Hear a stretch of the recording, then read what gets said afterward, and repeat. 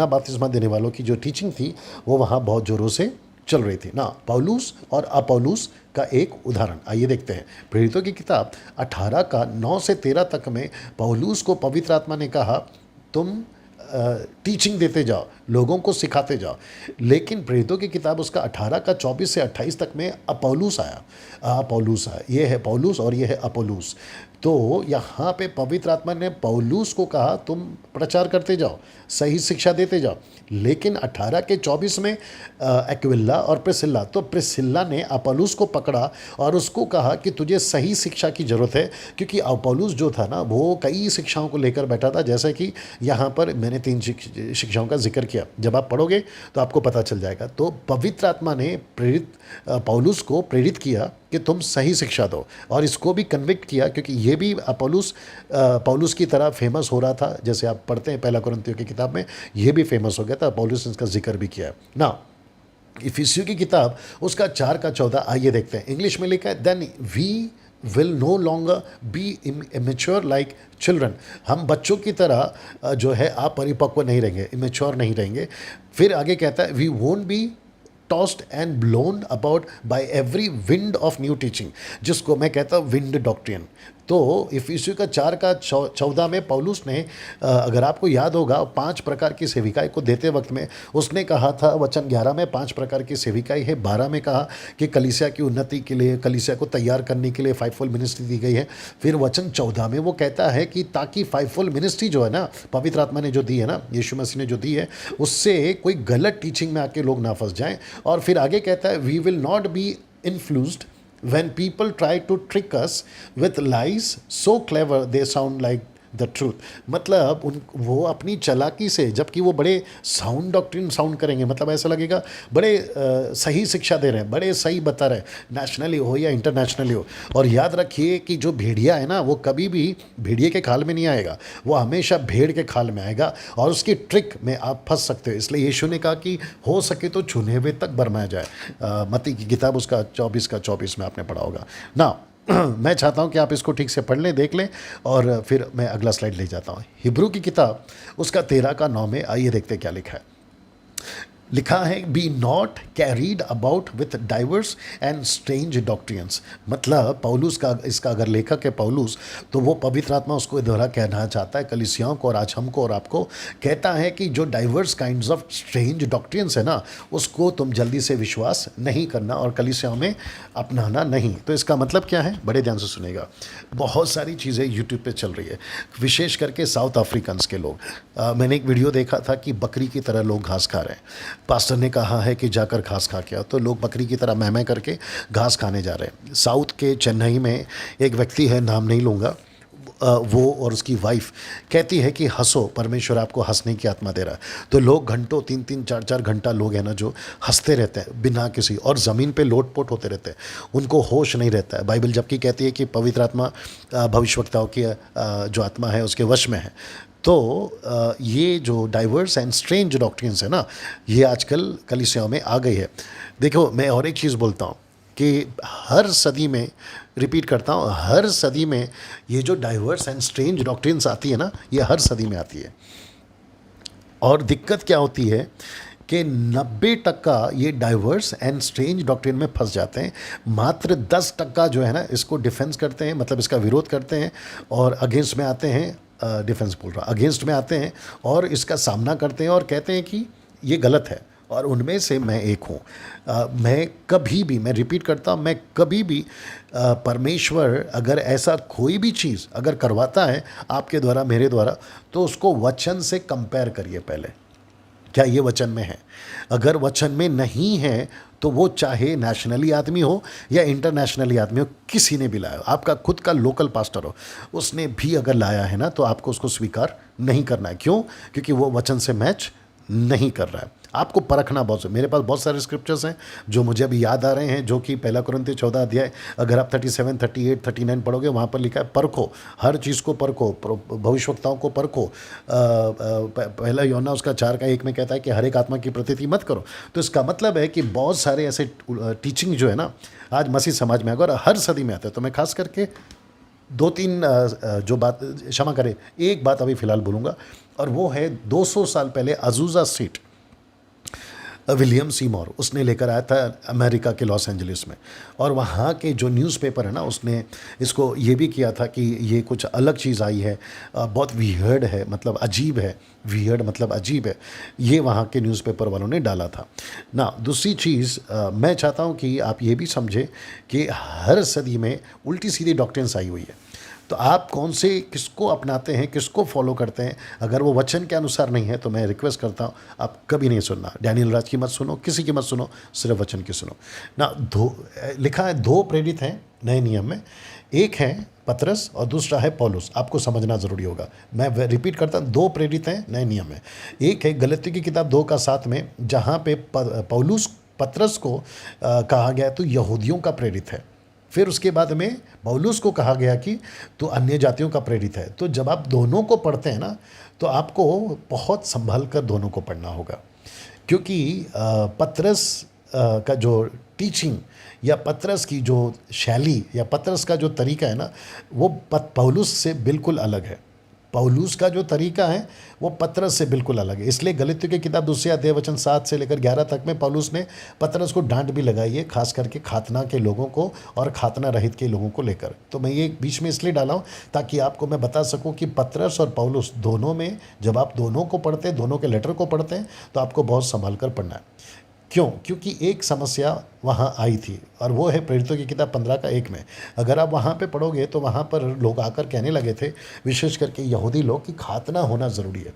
लेकिन पौलुस ने कहा कि नहीं, पवित्र आत्मा ने भी पौलुस का साथ दिया और कहा कि नहीं, तुम्हें खातना कराने की ज़रूरत नहीं है, करके वहाँ पर हम पढ़ते हैं 15:19 में, 15:28 में, जो मैंने यहाँ पे नहीं डाला, लेकिन आप पढ़ लेना ना। इसको देखिए, आप कोई भी डॉक्ट्रिन्स अपनी मर्जी से नहीं बना सकते, और ना ही पुराने नियम का कोई भी वचन उठाकर अपनी कलीसियाओं में लागू कर सकते हैं। जैसे कि गुड फ्राइडे के टाइम, फिर ईस्टर संडे के टाइम बहुत सारे लोग, और वो पाम संडे, फिर यीशु मसीह का गधे पे बैठ के जाना, फिर नीचे खजूर की डालियाँ डालना, ये सारी चीज़ें आज आपको करने की ज़रूरत नहीं है। मैं वापस कहता हूँ, आपको करने की ज़रूरत नहीं है। मैं यहाँ तक भी कहूँगा कि Christmas, good Friday, Easter Sunday हम मसीहों के लिए कोई फेस्टिवल या त्यौहार नहीं है। मैं रिपीट करता हूँ, हम मसीहों के लिए born again, fire field, Holi spirit field, क्या कहते हैं, स्क्रिप्चर अच्छी तरह से जानने वालों के लिए ये ऐसा कोई फेस्टिवल नहीं है, बल्कि यीशु मसीह हमारे लिए एक बार पैदा हुआ, एक बार मरा और हमेशा के लिए ज़िंदा है। हम हर साल यीशु को पैदा नहीं करते, हर साल क्रूस पे नहीं मारते, और ना ही हम हर साल उनको ज़िंदा करते। जी नहीं, ये कैथलिक का सिस्टम है, जो कि हम कैथलिक के सिस्टम को फॉलो नहीं करेंगे। और आपको पता है कि जो हमारा भारत है, वो रोम का जो कॉन्स्टिट्यूशन है, जो वहाँ से आया है भारत के संविधान के अंदर, उसके अंदर रोम का प्रभाव ज़्यादा है। आपका जो कैलेंडर है वो रोम के प्रभाव से भरा पड़ा है, और भारत के अंदर 50% कैथलिक्स हैं जो कि ऐसी बहुत सारी डॉक्ट्रिन्स को लेकर आए। लेकिन मुझे ताज्जुब की बात ये लगती है कि हम जो बॉर्न अगेन क्रिश्चियंस हैं, उन्होंने भी इसको अपना लिया। मुझे एक और चीज़ इसमें ऐड करनी है, काश कि मैं उसका फ़ोटो दिखा सकता, या वो जो बातें मैं अभी करने वाला हूँ, मैं उसका फ़ोटो आपको, इमेज आपको दिखा सकता। और वो ये है, बहुत सारे इंडिपेंडेंट पास्टर लोगों ने आजकल सफ़ेद कलर का चोला जिसको आप बोलते हैं, पहन लिया। जैसे कैथलिक फादर लोग पहनते हैं ना, वैसे उन लोगों ने पहन लिया। मुझे ताज्जुब लगता है इस बात का कि मेरे बहुत सारे दोस्त हैं, मुंबई से, लखनऊ से, एमपी से, यूपी से, गुजरात से, पंजाब से। मैं उनको 5-6 साल से जानता हूँ, लेकिन अभी जब मैं उनकी फ़ोटो देखता हूँ फेसबुक पे, तो मेरे को चोले के साथ और गले में क्रॉस लटका हुआ दिखता है। मैं परेशान हो जाता हूँ। मैंने एक आधा को तो पूछा भी कि भाई ये क्या कर रहे हो तुम। तो मैं वापस रिपीट करता हूँ कि ऐसा कोई भी डॉक्ट्रियंस जो कि ओल्ड टेस्टमेंट में, कुछ लोग कहते हैं हम याजक हैं, तो मैं उनको बताऊं कि याजक का जो नाम है ना, वो यहूदियों के हिसाब से आता है। अगर आप याजक हैं और आप यहूदियों के पैटर्न को फॉलो कर रहे हैं, तो गलातियों की किताब उसका 3 अध्याय वचन 10 के अनुसार आप श्रापित हैं। फिर मैं रिपीट कर दूं, गलातियों 3:10 के अनुसार आप श्रापित हैं फिर, क्योंकि गलातियों 3:10 कहता है कि जो व्यवस्था के कामों पर भरोसा रखता है वो श्रापित है। फिर आप याजक वाला पद, मैंने देखा एक आदमी को, मैं जानता हूँ, नाम नहीं बताऊंगा, लखनऊ से है वो। मैंने जब उसको कॉल किया तो मेरे को बोलता है कि मैं याजक हूँ, और कई लोगों को उसने प्रचार भी किया कि मैं याजक हूँ। तो फिर तुम्हारा तो खातना होना चाहिए, तुम याजक हो तो, और तुम तो फिर चर्च में क्या करो, तुमको तो यरूशलेम के मंदिर में होना चाहिए अर्पण और बलि चढ़ाते हुए। ये सारी चीज़ें जो है ना गलत डॉक्ट्रिन्स कलीसिया ने जल्दी जल्दी एक्सेप्ट कर लिया। और मुझे गुस्सा उन लोगों पर नहीं है जो लाते हैं, मुझे गुस्सा उन लोगों पर है जो इसको एक्सेप्ट करते हैं और ऊपर से यूट्यूब पे फेसबुक पे आके बात करते हैं। अब अंत में मैं दो बातें बताकर ख़त्म करूँगा। एक, पहला, उत्पत्ति की किताब से लेकर प्रकाशित वाक्य की किताब तक एक ही चीज़ कॉमन थी और आज भी है। क्या है वो? और वो है शैतान का वचन के साथ खिलवाड़। मैं रिपीट करता हूँ, सॉरी। उत्पत्ति की किताब से लेकर प्रकाशित वाक्य की किताब तक एक चीज़ कॉमन थी। कॉमन का स्पेलिंग ठीक है, चलिए कोई नहीं, थी और आज भी है। और वो क्या है? और वो है शैतान का वचन के साथ खिलवाड़। आपको पता होगा कि उत्पत्ति की किताब से लेकर प्रकाशित वाक्य तक किताब में शैतान नहीं चाहता था कि कोई भी वचन पर टिके। उसने हव्वा से स्टार्ट किया, यीशु तक आया, यीशु से स्टार्ट किया, आज आप और मुझ तक भी है। और वो बिल्कुल नहीं चाहता कि हम परमेश्वर के वचन में सिद्ध खड़े रहें। दूसरा कुरिन्थी 11:3 अगर आप पढ़ोगे तो पौलुस कहता है कि जैसे हव्वा को उसने फंसाया अपनी चतुराई से, कहीं वो तुमको ना फंसा दे, वो कहीं तुमको ना फंसा दे। दूसरा, प्रकाशित वाक्य 12:9 में लिखा है कि वो ये वही पुराना अजगर अर्थात वही पुराना सांप जो इब्लीस कहलाता है और सारे संसार का बरमाने वाला है। तो लूसीफर कैसे फंसाएगा वचन में? क्यों फंसाएगा? ताकि कोई भी सिद्ध ना बने, वचन में कोई भी परफेक्ट ना बने। और मत्ती 13:19 नहीं भूलना ना। दूसरा, मैं समाप्त कर रहा हूँ। दूसरा, वचन को समझना सबके बस की बात नहीं है। मैं रिपीट करता हूँ, वचन को समझना सबके बस की बात नहीं है। सबके बस की बात में, सब में मतलब मैं सिर्फ बात कर रहा हूँ क्रिश्चियंस की, बॉर्न अगेन क्रिश्चियंस की। सबके बस की बात नहीं है। वचन को समझना ये काम सिर्फ पवित्र आत्मा का है। मैं रिपीट करता हूँ, वचन को समझाना या समझाने का काम सिर्फ पवित्र आत्मा का है। हर कोई परमेश्वर के वचन को नहीं समझ सकता। अब आप सोच रहे होंगे पास्टर डैनियल आप क्या बोलना चाहते हैं? बड़े ध्यान से सुनिएगा।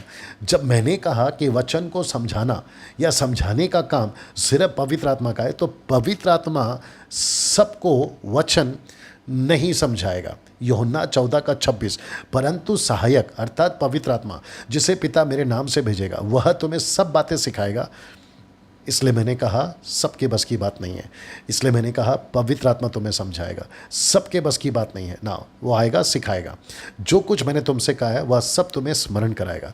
तो मेरा पॉइंट है, बड़े ध्यान से सुनना, परंतु सहायक अर्थात पवित्र आत्मा जिसे पिता मेरे नाम से भेजेगा वह तुम्हें, ये तुम्हें कौन है? ये तुम्हें कौन है? तो इसका मतलब है कि मेरी चर्च में अगर 10 से 20 से 25 हज़ार भीड़ आ रही है तो पवित्र आत्मा सबको नहीं समझाएगा। आपके पास में अगर हज़ारों भीड़ आ रही है तो वो आपको नहीं समझाएगा। जानते हो वो किसको समझाएगा? वो उसी को समझाएगा। पहले मैं इसको भी बता देता हूँ फिर आता हूँ। 16:12 से 13 तक में मुझे तुमसे और भी बहुत सी बातें कहनी हैं, परंतु अभी तुम उन्हें सह नहीं सकते। परंतु जब वह अर्थात सत्य का आत्मा आएगा तो तुम्हें सब सत्य का मार्ग बताएगा, क्योंकि वह अपनी ओर से ना कहेगा परंतु जो कुछ सुनेगा वही कहेगा और आने वाली बातें तुम्हें बताएगा। तो यीशु ने ऐसा क्यों कहा 11 चेलों से या 12 चेलों से कि तुम अभी उसे बातों को सह नहीं सकते, समझ नहीं सकते? ऐसा क्यों कहा?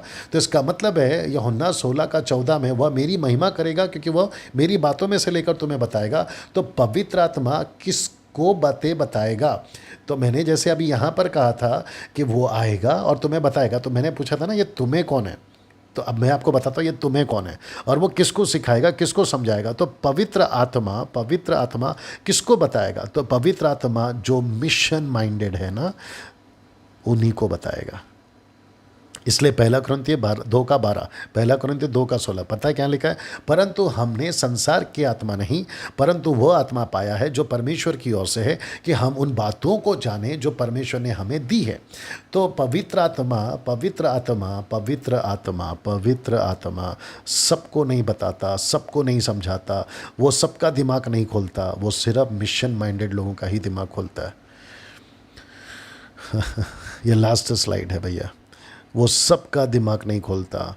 जैसे खोजा को अगर बताना था ना कि सही क्या है, तो उसने फिलिप को चुना था। क्यों चुना था पता है? क्योंकि फिलिप मिशन माइंडेड था। पतरस को क्यों कहा यीशु ने कि जा मेरे लोगों को चरा, मेरी भेड़ों को चरा? क्योंकि वो मिशन माइंडेड था। पौलुस को क्यों चुना? मिशन माइंडेड था। आज आपसे जो व्यक्ति बात कर रहा है डैनियल राज, 25 साल की मिनिस्ट्री में मैंने 20 साल खूब गाने गाए, बड़े से बड़े स्टेज में मैंने प्रोग्राम किया है, बड़े बड़े लोगों के साथ में मैंने परमेश्वर की आराधना करी है। लेकिन जब मुझे पता चला कि कुछ तो गड़बड़ है, और जैसे ही मुझे एहसास हुआ कि कुछ गड़बड़ है, मैंने तुरंत डिसाइड किया, मैंने कहा कि नहीं, उसको सुधार करना ज़रूरी है और मिशन माइंडेड होना बहुत ज़रूरी है। मिशन माइंडेड, मसीह के लिए जी उठना, मसीह के लिए दुख उठाना, क्षमा करें, मसीह के राज्य के लिए दुख उठाना बहुत ज़रूरी है। और ऐसे लोगों को ही पवित्र आत्मा बात करता है। और पहला कुरिन्थियों 2:16 क्या कहता है? हम में मसीह का मन है। तो मन, मसीह का मन का मतलब क्या है? Mission minded. तो जिसके पास में मिशन माइंडेड है, पवित्र आत्मा उसी से बात करेगा। परमेश्वर आपको आशीष दे। अगले टॉपिक के साथ फिर मुलाकात होगी। Thank you.